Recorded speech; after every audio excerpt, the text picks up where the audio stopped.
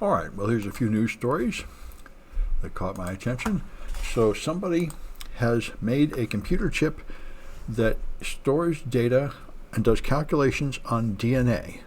Now, I thought this was nonsense, and it's not far from nonsense. However, they say, surprisingly enough, DNA actually stores data more densely than silicon, and I think it does calculations with less power, but it's very slow.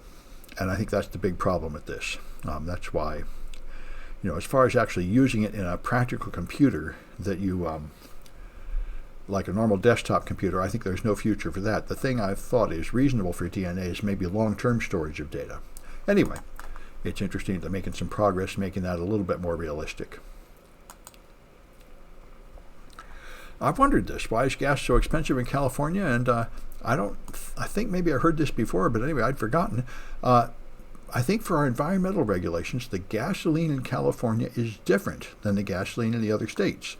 They have to make it with special processes, and that's why it's harder to make, and they have a very limited number of refineries that can do it, and when they have outages and such, it creates shortages, so that's why the gasoline's always more expensive here. And of course, they mentioned here again that the sale of new gasoline-powered cars is going to be forbidden in California in, I think, 2025. See if I can find that number here, because think about that. 2035. Okay, that's more reasonable. Because it's been, the rollout of EVs has been a lot more rocky than I thought, and people have actually been pulling back on it and such, so I think 2035 is more reasonable than 2025 to do that. It's required to be cleaner, and adds quite a few more cents to the dollar. Yeah, that's right. Again, all right, good. So that's why it's more expensive here. It makes a little more sense than I thought. Oh, that was strange. All right. So there's a warning from the Social Security office. Another thing I did not know about.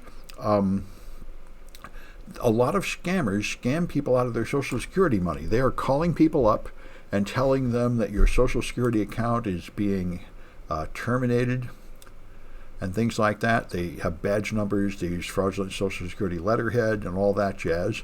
And so they tell you, the Social Security office will never tell you that your number is suspended, that you have to pay anything, threaten you with arrest, or any of that stuff. I guess if you're old and you're living on your Social Security check, then this would be a natural anxiety.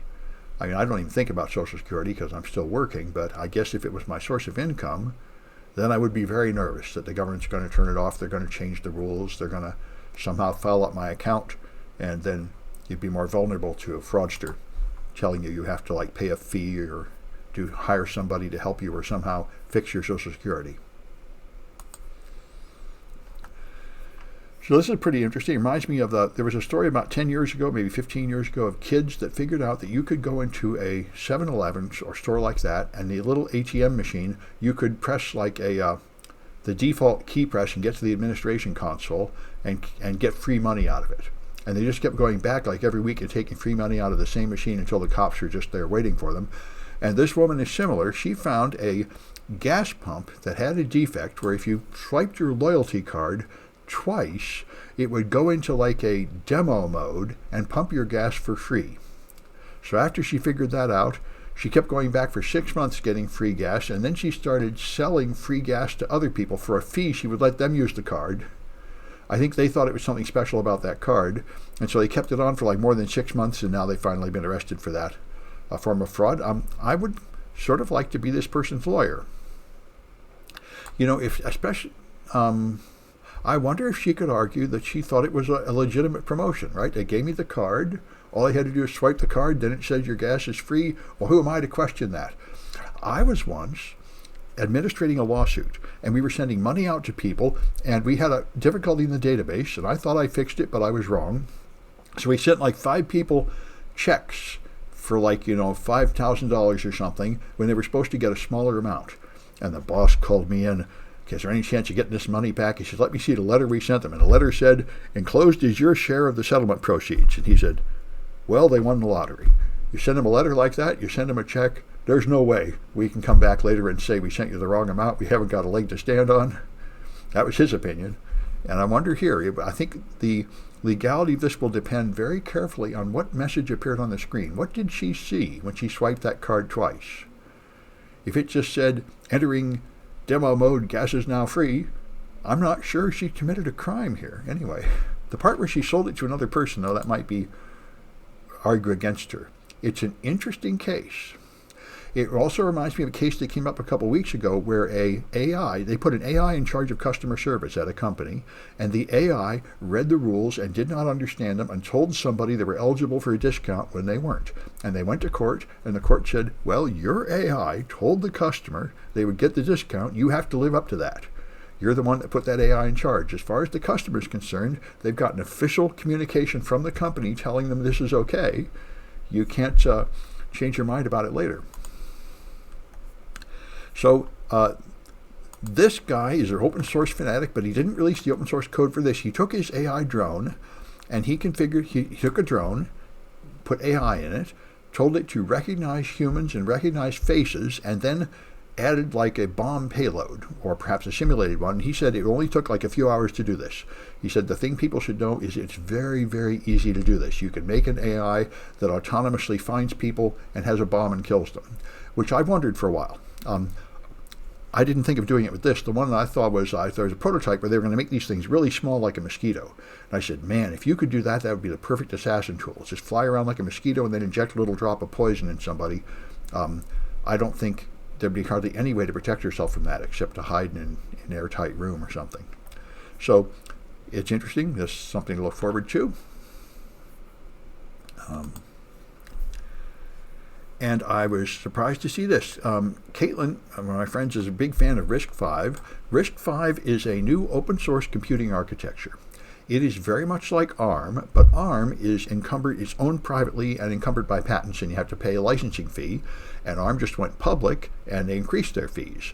So the alternative, if you don't feel like paying those licensing fees, is to use RISC-V, which is the open source alternative. And I've got some projects in some of my classes where you use the RISC-V emulator and you practice hacking RISC-V. It's very much like ARM. But anyway, now China has made RISC-V CPUs you can rent in the cloud. Now the problem, of course, is as my students using Mac M1s have found out, if you change the processor, a bunch of software won't run anymore. And some of it that does run is running in an emulation mode that goes slowly, and changing to a really strange process. That was just from going from Intel to ARM. This is going to RISC-V. There's almost nothing that runs on RISC-V except Debian. Debian is one of the early adopters of most new processors. So anyway, it's an interesting development. I think this is way, way ahead of the times. I mean, almost everybody is still using Intel processors on servers. Most people are still using Intel processors on clients. For 10 years I've been hearing everyone's going to switch to ARM because it'll save power. And that may happen, but it's still happening slowly. And switching to RISC-V would come after that. Anyway, it's interesting. You can now rent RISC-V cloud servers. I'm a little bit tempted to do it, although I don't think I'll bother, but it is probably the wave of the future. It could be, I'd say it could be the wave of the future if ARM blows it. ARM right now has the advantage of being the standard and having a bunch of stuff already developed for ARM, like Windows and the Mac OS, and so it's already in use. So ARM has a market, and everybody will just stick with ARM because it's the standard, and they won't go to RISC-V unless RISC-V has some new features and ARM doesn't catch up, or if ARM charges a ridiculously high price that they're unwilling to pay. So I mean, this is an interesting business position. RISC-V is like the threat to ARM, but you know, there's harmless threats like OpenOffice. OpenOffice has been around forever. It's not a threat to Microsoft Office because Microsoft Office has so many more features and it is the standard. People are willing to pay the price. But if Microsoft made the price too high, then people might switch to OpenOffice, and that's where ARM is now. Apparently ARM's IPO went well, though, and they're doing pretty well financially. So it looks like ARM is going to succeed, and I would think that means RISC-V is going to remain a marginal case.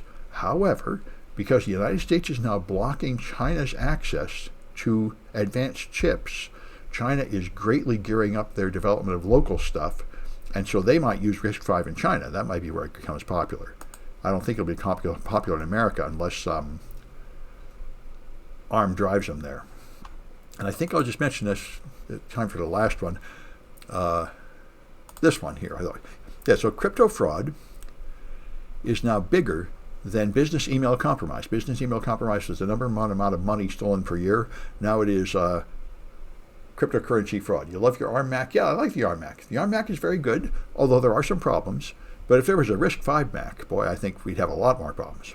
And I think this is the one I thought was particularly relevant. Yeah, see if there's some way to get rid of this garbage. Yeah, so this, I heard about this a few other places. This company called iSoon, S-O-O-N, got hacked, or their data was dumped, and so people can read this. And this explains, in China, they have a large amount of hackers for hire. Hacking companies. They also had a big one in India that was just exposed. So a lot of these, there was a time, I think in the Obama administration, when Obama complained about the way Chinese was hacking all these American companies, and the leader of China agreed to knock it off, and it declined for a couple of years, and then it came back. But what happened is they're no longer hacking us so much directly from official military operations. They're using these sort of organized crime gangs in China, these cultures, that hacks for hire, so that it's sort of patriotic private people, and perhaps in the employment of the government. So they're sort of like plausible deniability they provide the government. But anyway, it's interesting to read about this and see what's going on there. And it sounds very much like the mercenaries we have here for our soldiers, like Blackwater. Just a bunch of macho, sexist lunatics that are like drunk with power and taking contracts and stabbing each other in the back and betraying people. And a good portion of them aren't really very skilled and are just using simple tools, which is quite what you'd expect. Anyway, there's a lot of these private mercenary hackers out there. So I'm going to stop this recording.